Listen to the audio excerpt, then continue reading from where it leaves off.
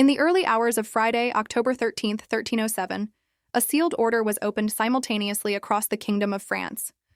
In an age before instant communication, the coordination was a masterpiece of administrative treachery.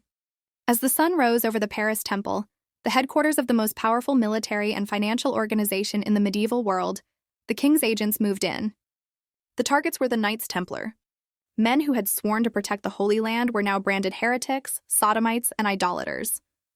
This was not a religious purge, but a ruthless political hit job, the destruction of a loyal order by a king drowning in debt.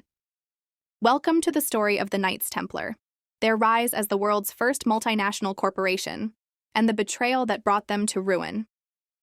To understand their fall, we must understand their unprecedented rise.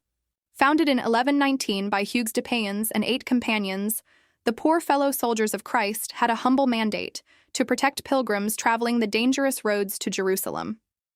Endorsed by the Church at the Council of Troyes in 1129, the order was granted immense privileges. They were exempt from taxes, could cross borders freely, and answered only to the Pope. As donations of land and money poured in from terrified nobles seeking salvation, the Templars evolved. They were monks, yes, but they were also managers. They created the world's first international banking system. A pilgrim could deposit gold at the Temple Church in London, receive a coded letter of credit, and withdraw the equivalent sum in Jerusalem. It was safe, efficient, and revolutionary. Soon, the Templars were not just guarding roads.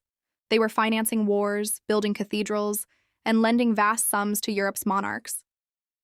By the 13th century, they owned a fleet of ships, the island of Cyprus, and thousands of estates across Europe.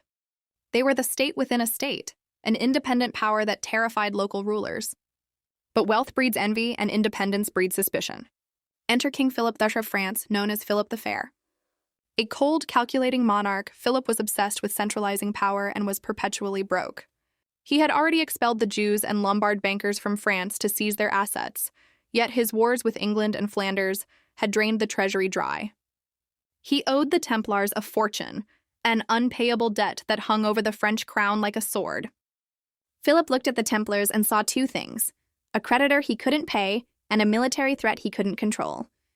With the loss of the Holy Land in 1291, the Templars' military purpose had vanished, leaving them as a standing army of warrior monks sitting in the heart of France with more money than the king. Philip needed a weapon to destroy them, and he found it in a weak pope. He accused the Templars of spitting on the cross, worshipping a severed head called Baphomet, and engaging in obscene initiation rites. These were charges designed to shock a pious public and strip the order of its divine protection. The raid on October 13th was absolute. Hundreds of Templars, including the Grand Master Jacques de Molay, were arrested. The king's torturers went to work immediately.